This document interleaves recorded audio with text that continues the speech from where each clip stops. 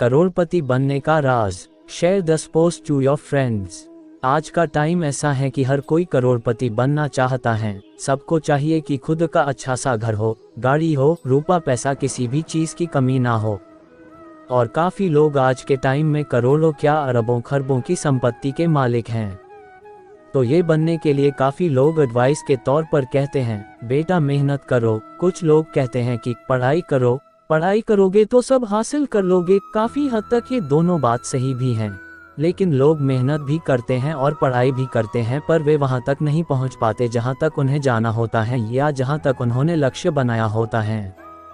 पढ़ाई करो ये बात तो अनपढ़ आदमी भी आपको बोल देगा, पर एग्जैक्ट कोई भी नहीं बताता कि करना क्या है, कि किस दिशा में मेहनत करनी है। तो मैं आपको करोड़पति बनने का राज बताने जा रहा हूँ, साथ ही कुछ ऐसा बताऊंगा जिससे आपका पूरा जीवन बदल जाएगा। कुछ ऐसी बातें जो करोड़पति बनने के लिए जरूरी हैं।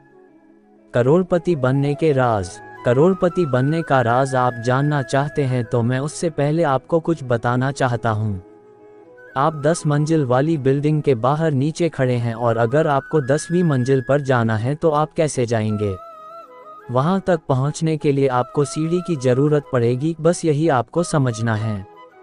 यदि आपको करोड़पति बनना है तो आपको सीढ़ी चाहिए ही चाहिए। अब सीढ़ी क्या है?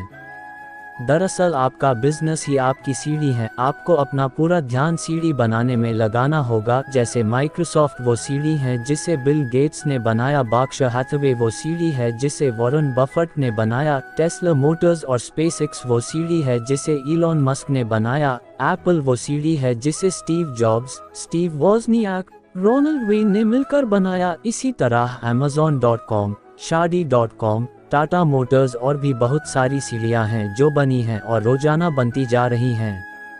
मैंने बताया था ना कि आदमी पढ़ाई भी करता है और मेहनत भी करता है, फिर भी वो सक्सेस नहीं हो पाता। उसका कारण है कि आदमी क्या करता है कि सिर्फ पैसे ही पैसे के बारे में सोचता है। वो उस साधन या उस आधार के बारे में नहीं सोचता जिसके द्वारा पैसे आएंगे। अगर आप सक्सेस होना चाहते हैं, करोड़पति बनना चाहते हैं, तो आपको वो सीढ़ी यानी उस बिजनेस को तैयार करना होगा। अब इसमें काफ़ी लोग कुछ चीज़ों को लेकर रोते रहते हैं कि मेरा जन्म सही जगह नहीं हुआ, मुझे अच्छी एजुकेशन नहीं मिली, मेरे माता पिता पढ़े लिखे नहीं थे इसलिए वे मुझे सही से गाइड नहीं कर पाए, मैं जो काम कर रहा हूँ उसमें दम ही नहीं है, किसी पर भरोसा करने का ज़माना ही नहीं है, मेरी तो किस्मत ही खराब है। ऐसे लोग ना हर दिन हर बात में कमियां निकालते रहते हैं। ऐसे लोगों को हर तरफ प्रॉब्लम ही प्रॉब्लम्स नज़र आती हैं और यही वे लोग हैं जो जीवन में कभी सफल नहीं होंगे। अब ये सोचने वाली बात है, जब आपका लक्ष्य ही बड़ा है तो मुसीबतें तो बड़ी आएगी ना।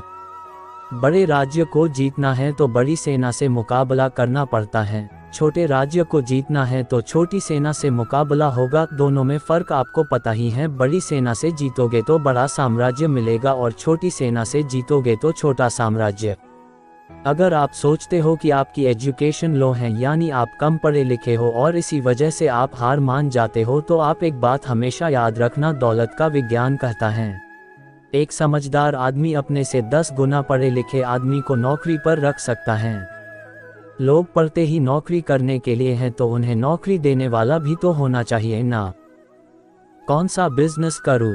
अब आपका सवाल होगा कि मैं ऐसा कौन सा बिजनेस करूं जिससे करोड़पति बन जाऊं।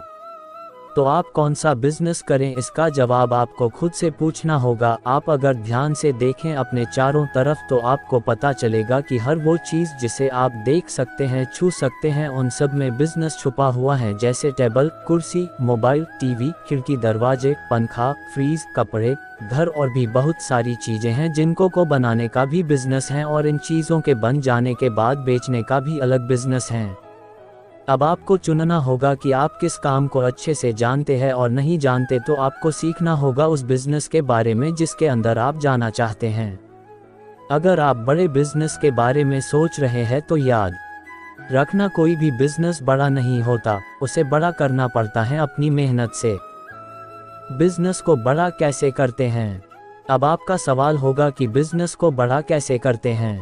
बिजनेस को बड़ा करने के लिए आपको ज़्यादा से ज़्यादा ऑडियंस को टारगेट करना होगा। जितने ज़्यादा लोगों को आप लक्ष्य बनाएंगे आपका बिजनेस उतना ही बड़ा होता जाएगा। अब वो कैसे? तो एग्जाम्पल से समझते हैं। मान लो कि आप 1 रुपए की सुई बेचते हैं और इसे बेचने में 50 पैसे का प्रॉफिट होता है। आपकी शॉप जिस सिटी में है उस सिटी में 50 लाख लोग रहते हैं। अब ध्यान से समझना, अगर आपकी सिटी के 100% लोग यानी सारे के सारे लोग भी आपकी सुई खरीद लेते हैं तो आपकी सेल होगी 50 लाख की और प्रॉफिट होगा 25 लाख का। लेकिन अगर आपने अपनी ऑडियंस टारगेट को बड़ा कर दिया, यानी सिटी नहीं, राज्य नहीं, बल्कि पूरे भारत देश की पब्लिक को टारगेट कर दिया, तो आपको पता ही है कि इंडिया में पॉपुलेशन 130 करोड़ है। इस कंडीशन में यदि आपकी सुई को इंडिया के सिर्फ 1% लोग भी खरीद लेते हैं तो आपकी बिक्री होगी 1,30,00,000 की और प्रॉफिट होगा 65 लाख का।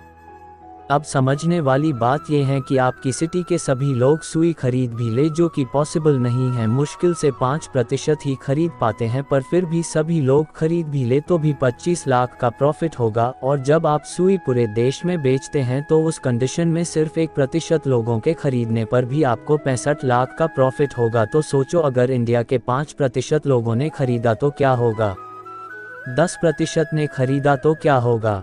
कैलकुलेट करते रहना। सभी बड़ी बड़ी कंपनीज इसी बिजनेस मॉडल को फॉलो करती हैं। चाहे पाले जी बिस्कुट हो, चाहे कोई टॉफ़ी हो, चाहे कुरकुरे हो, आप भारत के किसी भी कोने में इन्हें दुकान पर देख सकते हैं। अब बात करते हैं उस लाइफ बदलने वाली बात के बारे में जिसे मैंने शुरू में बताया था। आपको पता है, हर घर में शादी को लेकर एक छोटी सी समस्या रहती है कि लड़की को अपनी चॉइस के अकॉर्डिंग लड़का नहीं मिलता और लड़के को उसकी चॉइस के अकॉर्डिंग लड़की नहीं मिलती। तो इस प्रॉब्लम के सल्यूशन के लिए एक इंसान ने एक वेबसाइट बनाई shaadi.com के नाम से।